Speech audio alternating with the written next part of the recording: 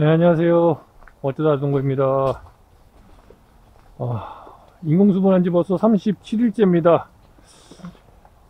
이제부터 배가 슬슬 좀 빨리 좀 커졌으면 좋겠습니다.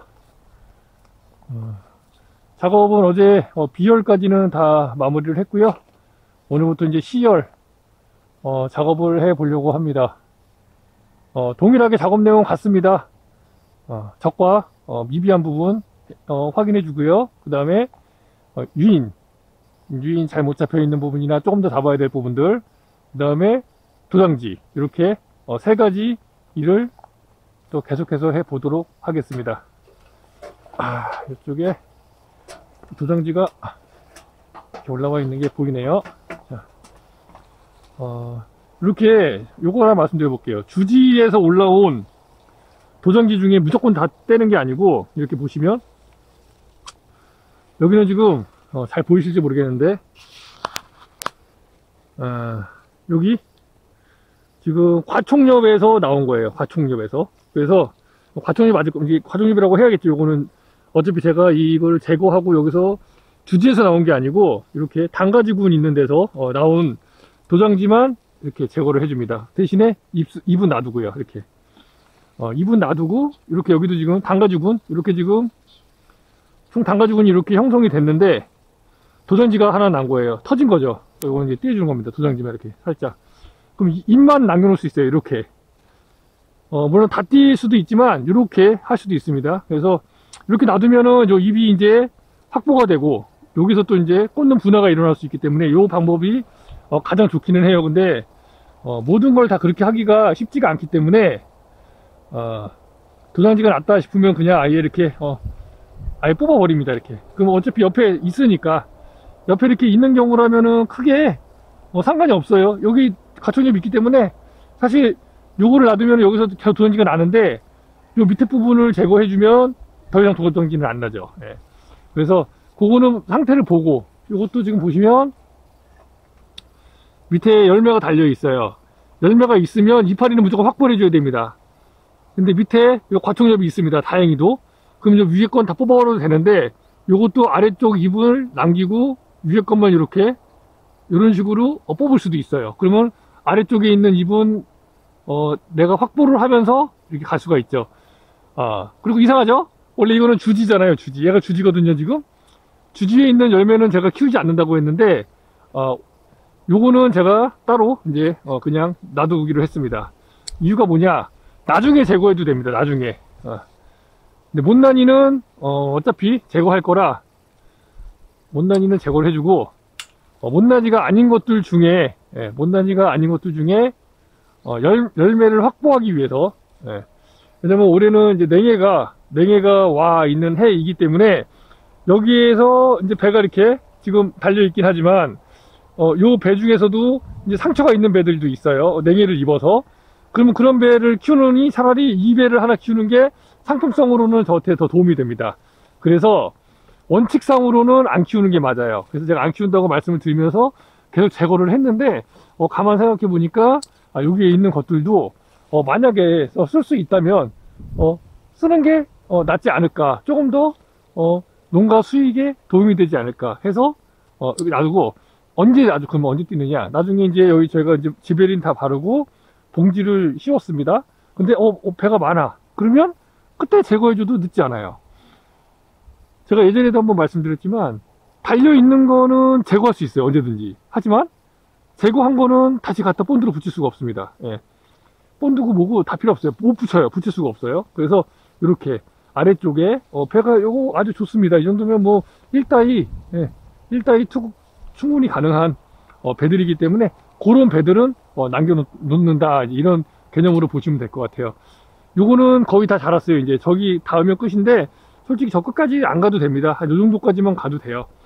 밑에 이제 저희 포도나무가 있어가지고, 포도나무 쪽에도 이제 빛이 어느 정도 들어가야 되기 때문에, 요 정도까지만 자라고, 요거 이제 다 자랐기 때문에 여기는 이제 고정을 좀 해놨죠. 조금 더 내려서 여기다 이쪽 파이프에다가 아예 묶어버릴 겁니다. 이쪽 파이프에다가 묶어버리고 이제 올리고 양쪽으로 이렇게 잡아주면 돼요. 안녕하세요. 그래서 이렇게 양쪽으로 파이프를 잡아주게 되면, 이제 여기 이 끝 결과지 끝을 잡아주게 되면 이제 얘는 더 이상 흔들리지 않고 부러지지도 않고 그렇게 고정을 시킬 수가 있게 되겠습니다. 예. 그래서 그 농장에 맞게 그리고 그 해에 맞게 이제 재배를 하시면 돼요. 이게 가장 문제예요. 우리 농가의 문제. 제가 생각해 보니까 저희 부모님도 마찬가지시고 대부분의 농가가 다 어떻게 농사를 짓느냐. 남이 약 뿌리면 자기도 뿌려요. 남이 배추 심으면 나도 심고, 남이 고추 심으면 나도 심고. 남 따라 하는 이 남 따라 농가들이 많아요. 남 따라 농가들이. 각 농가마다 어떤 그 밭의 위치라든지 방향 이런 것들이 다 틀립니다. 지리적인 이런 부분이 다 틀려요. 같은 동네에 있더라도 우리 밭은 위쪽에 있고 저 사람 밭은 밑에 있으면 틀립니다. 재배하는 방법이 달라야 돼요. 심는 시기도 조금씩 변화를 줘야 되고요. 예를 들면은 다른 농가는 높은 데 있어요. 우린 낮은 데 있고. 그러면 서리를 맞는 확률이 누가 더 높을까요? 예? 냉해를 받을 피해가 누가 더 높을까요? 당연히 아래쪽에 있는 밭이 냉해를 입고 서리를 입을 확률이 높아요. 같은 온도라도 지대가 다르기 때문에 같은 온도가 될 수가 없어요. 그러면 그 농가는 위쪽에 있기 때문에 조금 빨리 해도 상관없습니다. 근데 우리는 밭이 좀 아래쪽에 있는데 거기랑 똑같이 한다? 그럼 거기는 서리를 안 입어도 우리는 서리 입을 수 있어요. 그러면 피해를 고스란히 우리가 받는 거죠. 예. 근데 어떻게 그거를 똑같은 지역에 같은 지역에 있다고 저 사람이 심었다고 내가 심는다? 그럼 남따라 농가 영농재배 영농을 활동을 하는 건 영농 활동이라고 해야 되나요? 뭐라고 해야 되나요? 말을 좀 뭐 만들어야 돼서 지금 남따라 농가 남따라서 하는 재배는 깊이 해야 될 사항이 아닌가 제가 봤을 때는. 일정 부분을 비슷하게 하는 거는 맞아요. 예를 들면 뭐 재배법 이런 것들은 비슷하게 할 수 있어요. 근데 어떤 재배 방법을까지 그렇게 똑같이 할 수는 없습니다. 저희 그 체험방에서도 지금 여러 가지 이제 제가 교육을 받고 하죠. 예. 근데 100% 똑같이 적용할 수는 없어요. 왜? 그는 각 농가의 형편에 맞춰서 가야지, 뭐 무조건적으로 따라하는 거는 맞지 않다는 거죠. 기본적으로 따라야 될 사항들이 만약에 있다면 이제 이런 거겠죠. 2번 주지로 만든다. 지역이랑 상관없잖아요. 그런 거는요. 지역이랑 상관없이 행할 수 있는 거는 행하면 되는 거고, 만약에 지역에 따라서 어떤 변화를 줘야 되거나, 그런 부분이 있다면 그거는 각 농가가 알아서 그 시기에 맞춰서, 어떤 재배 환경에 맞춰서 그렇게 재배를 해야지 맞는 거지. 그냥 어떻게 그렇게 해요? 남이 한다고 나도 하고, 남이 안 하면 나도 안 하고, 남이 퇴비 뿌리면 나도 뿌리고, 남이 영양제 뿌리면 나도 뿌리고, 나랑 그 사람하고 토양 자체가 틀리고, 영양분 들어가 있는 게 틀린데, 어떻게 그 사람하고 똑같이 그 사람이 하는 대로, 어떤 사람 하는 대로 그렇게 농사를 짓는다. 그거는 뭐가 크게 문제가 있는 게 아닌가. 그렇게 생각이 들어요. 여러분들은 어떠세요? 여러분들은 어떻게 하시나요? 자발적 영농 활동을 하시나요? 아니면 남이 뭐 하라고 하면 하고, 남이 뭐 하지 말라고 그러면 안 하고, 남이 좋다고 하면 영양제 뿌리고, 남이 좋다고 하면 퇴비 뿌리고, 남이 좋다고 하면 미생물하고, 이렇게 하시나요? 물론 좋다고 했을 때 하면 좋긴 해요. 하는 거에 대해서는 문제가 없습니다. 사실은 저게 좋아 보여서 내가 하겠다는데 그거까지는 제가 뭐라고 말씀드릴 수는 없어요. 하지만 그게 나한테 이익이 되는 건지 이익이 안 되는 건지 정도는 판단을 하고 해야 되지 않을까. 그냥 무작정적인 그냥 좋아 보이니까 한다? 굉장히 위험한 저는 그 생각이라고 활동이라고 생각을 합니다. 그 자체가.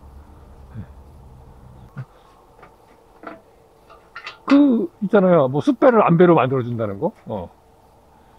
그런 것도 마찬가지죠. 우리는 안배가 많아. 근데 굳이? 당신네 좀 숯배가 있습니까? 조금 있어요. 없는 집이 어디 있습니까? 숯배가. 그러면 써보세요. 숫배를 안배로 바꿔주는 거고, 안배는 어떻게 될까요, 그럼? 안배는 어떻게 되나요? 그 부분에 대해서도 확인을 해보셔야죠. 우리가 안배가 3분의 2고 숫배가 3분의 1이야. 그럼 안배인 3분의 2가 어떻게 될 것인가에 대한 부분을 고려 대상에 꼭 넣어야 된다는 말입니다. 그게 어떻게 바뀔지 모르잖아요. 그죠? 그게 그냥 유지가 된다고 하면은 상관이 없지만, 어떤 약이든 그렇게 작용하는 약은 없어요. 숫배가 안배되면 안배는 또 다른 뭔가가 돼요. 그 약으로 인해서. 그쵸? 당연한 거 아닙니까? 어떻게 내가 숫배에만 적용하는 그런 약제가 그렇게 표적해서 만들 수 있는 약제가 만약에 있다고 하면 짱이죠. 엄청 좋은 약제죠, 그런 거는. 근데 대부분 영향이 아예 없을 수는 없어요. 영향이 무조건 조금이라도 있습니다. 그 영향에 대한 부분도 감안해서 할 때 해야 된다. 그래서 뭔가를 할 때는 그냥 조금 해보는 겁니다. 조금 많이 하지 말고, 예를 들면 내가 한 1000평이다 그러면은 한 100평 정도만 해보는 거예요. 조금만. 그래서 어떤가, 좋은가, 나쁜가, 그걸 판단을 내가 안 하고 남이 한 판단을 그냥 오롯이 믿고, 내가 그 사람이 나한테 뭐길래, 그 사람이 나한테 어떤 관계이길래, 그 사람이 내 농사를 책임져 줄 관계인지, 문제가 생겼을 때, 아니 뭐 어떻게 해결을 해줄 수 있는 관계인지, 이런 것도 전혀 고려사항에 넣지 않고 그냥 무조건적으로 하는 건 옳지 않다, 제가 봤을 때는. 그래서 항상 뭐 농장뿐만 아니라 어떤 일을 하더라도 오롯이 그 책임은 본인한테 있는 겁니다. 남한테 너 말 듣고 이렇게 됐어, 그거는 바보 같은 소리입니다. 바보 같은 소리. 넌 말을 누가 들으라고 했습니까? 본인이 들은 거잖아요. 그쵸? 그래서 이렇게 급하게 할 때 꼭 사고가 나요. 예를 들면 이제 저도 이제 주변에 보면은 이거 무슨 주식 같은 거 예를 들면 이거 빨리 지금 당장 빨리 넣어야 된다고, 지금 안 하면은 뭐 다른 사람이 뭐 하면은 나는 뭐 기회가 없다. 그런 기회는 저한테 안 온다고 보시면 돼요. 그런 기회는 내가 알 정도면, 그 기회를 내가 알 정도면 벌써 끝물이다. 끝물이고 다 해먹을 거 다 해먹고 내가 이제 이용당할 사람이다 라고 저는 생각을 합니다, 항상. 그래서 제가 좋은 기회를 못 받는 경우도 있어요. 그렇게 위험을 감수할 수가 없기 때문에. 어차피 하이 리스크 하이 리턴이에요. 이익이 많으면 피해도 많고, 이익이 적으면 피해도 적다. 이게 아마 그 내용일 겁니다. 하이 리스크 하이 리턴. 좀 그쪽으로는 지금 공부한 지가 오래돼 가지고 어찌 됐든 간에. 그래서 위험 부담을 갖고 가시려면 그만큼 성공 확률도 높지만 실패 확률도 높다라는 거, 그거는 꼭 잊지 않고 분산 투자. 우리 예전에 보잖아요. 나오잖아요. 항상 나왔잖아요. 뭐 계란은 한 바구니에 담지 마십시오. 왜 그럴까요? 한 바구니에 계란 담았다가 다 깨져버리거든요, 계란이. 물론 안 깨질 수도 있어요, 잘 이렇게 하면은. 근데 깨졌을 때 어떻게 할 거냐는 거죠. 깨졌을 때 몽창 다 깨져버리는, 떨어뜨리면. 감당을 내가 할 수 있으면 상관이 없어요. 상관이 없고, 내가 감당이 안 되면 그거는 이제 좀 생각을 해봐야 되겠죠. 그런 부분이라고 보시면 될 것 같아요. 그래서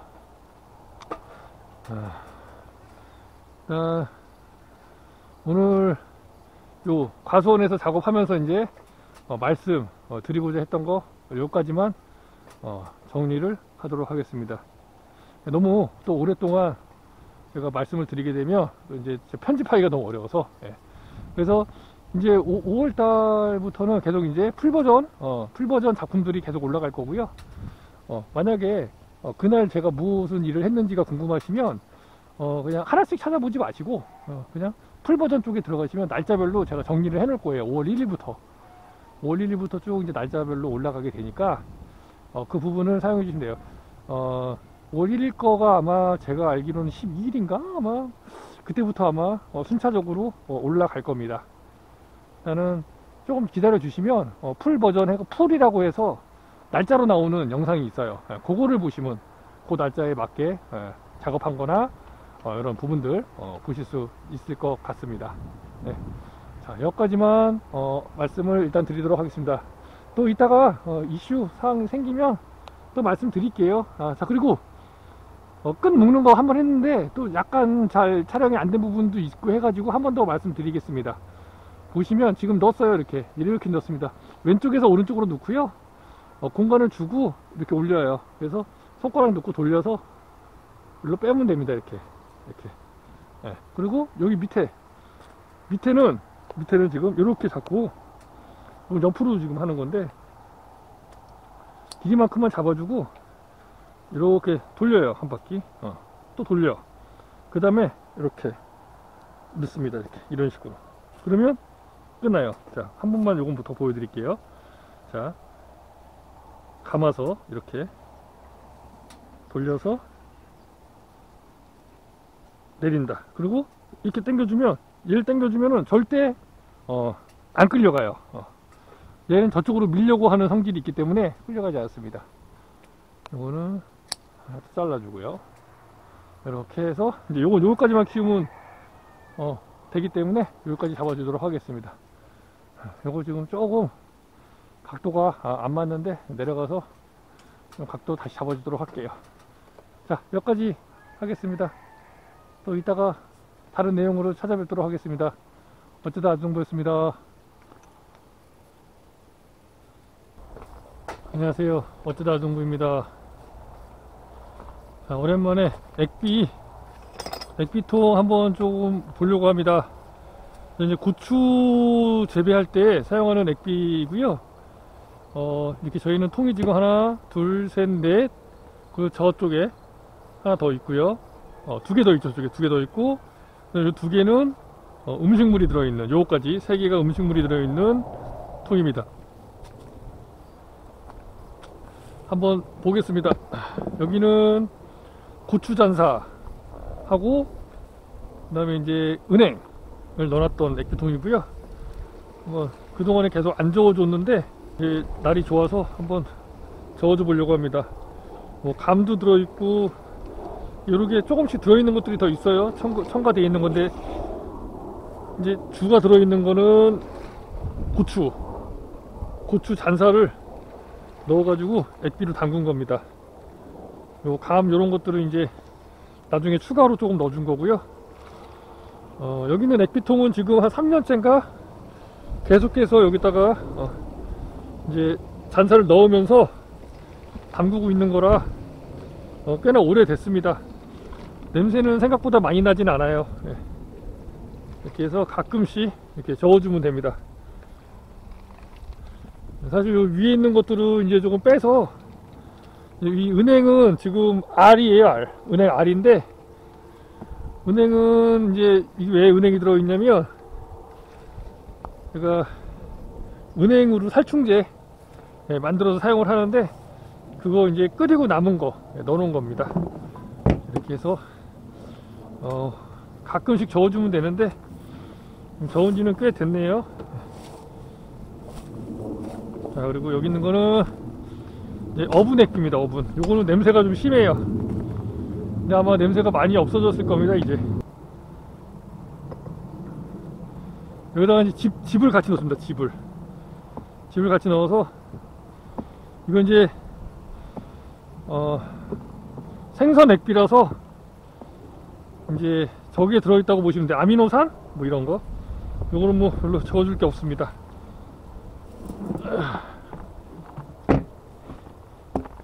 그리고 이제 이거는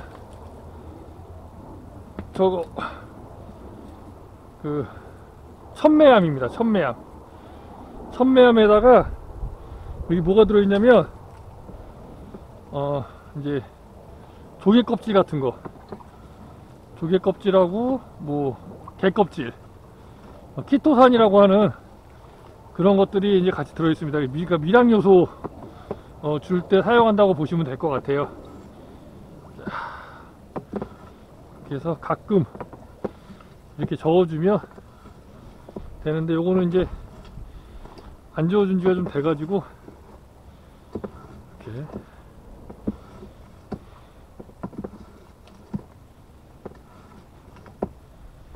저어주면 됩니다. 가끔. 자, 그리고 저쪽 끝에 있는 거는 음식물 액비입니다. 요것도 다 음식물 들어있는 액비인데 음식물만 들어있는 거예요. 이렇게 지금 보시면 질소질이 가득해서 구데기가 이렇게 피고 있습니다. 여기도 그렇고 여기도 이렇게 음식물, 물은 안 넣고 그냥 음식물만 들어가 있는 거예요. 여기도 요거는 이제 저희 달걀 껍질 넣는 거고, 여기도 한번 열어볼까요? 음식물. 요거는 방제할 때 위에 덮으려고, 청소할 때 이제 여기 덮어서 하는 포대고요. 그리고 이제 여기도 음식물하고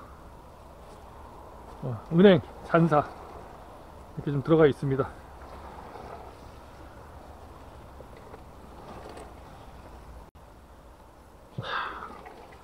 위에 있는 걸 이제 좀 건져내고 이제 해야 될 것 같아요. 이게 위에가 이렇게 다 공기를 막아버리니까 조금 미생물 활동이 아무래도 조금 적어지고, 이게 100% 분해가 되는 게 아니에요. 100% 분해가 안 되고, 보면은 이렇게 조금 분해 안 되는 부분들이 있습니다. 나중에 이제 이거를 액비를 쓸 때는 이 부분에서 이제 떠가지고 물만 떠가지고 이제 액비를 줄 때 사용을 하고 있습니다. 저희 이제 액비 요거 주는 거 뭐 확인하고 싶으시면 이제 고추 관련된 영상 재생 목록에 가보시면 22년도에 고추 재배 무경운 호밀 그쪽으로 들어가 보시면 액비 주는 거 뭐 비율 뭐 액비 어떻게 주는지 이런 부분에 대해서 제가 영상을 찍어 놓은 게 많으니까요, 보시면 될 것 같고요. 이제 액비 본격적으로 주면 또 다시 다시 보여드릴 건데, 지금은 액비를 아직은 줄 필요가 없어가지고 여기도 이제 액비가 있습니다. 요거는 이제 빈통이고요. 요거는 나중에 이제 여기다가 담아서 쓰고, 요거는 이제 산야초, 소위 말하는 산야초 액비라고 해서 여기도 은행이랑 다 같이 들어있습니다. 이렇게. 이게 액비통을 이렇게 막 사실 작게 하신다면 이렇게 여러 개 만들 필요 없어요. 저도 사실 뭐 고추밭이 작아서 이렇게 만들 필요는 없는데, 처음에 좀 욕심 부리면서 이렇게 통을 여러 개를 구매하면서 하다 보니까 이렇게 좀 많아지긴 했습니다. 근데 사실 뭐 이렇게 많이는 할 필요는 없을 것 같아요. 이것도 이제 산야초. 날이 좋아지면은 또 금방 부패가 됩니다. 미생물 활동이 이제 활발해지기 때문에 이제 미생물이 여기 다 분해해 주는 거죠. 그럼 저는 이제 분해된 액기스만 이제 물에 희석해 가지고 그렇게 이제 사용을 하고 있습니다. 이렇게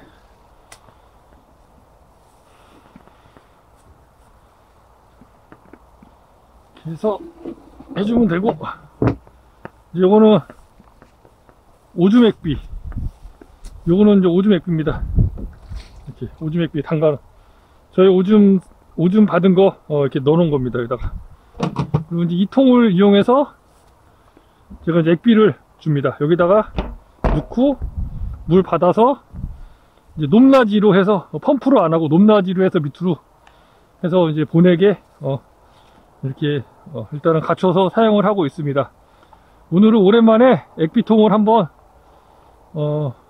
보여드렸고, 또 한번 저었는 것도 보여드렸고, 그 다음에 저희 이제 액비 관수 시설 어떻게 되어 있는지 한번 보여드렸습니다.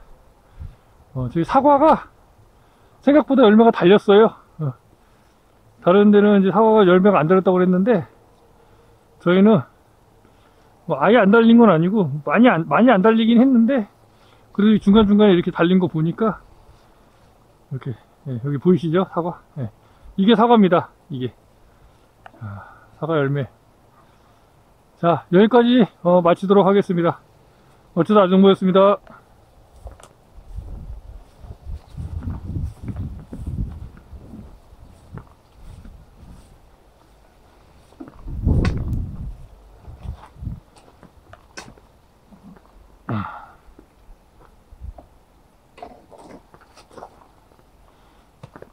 이거 맞나 이거? 양이?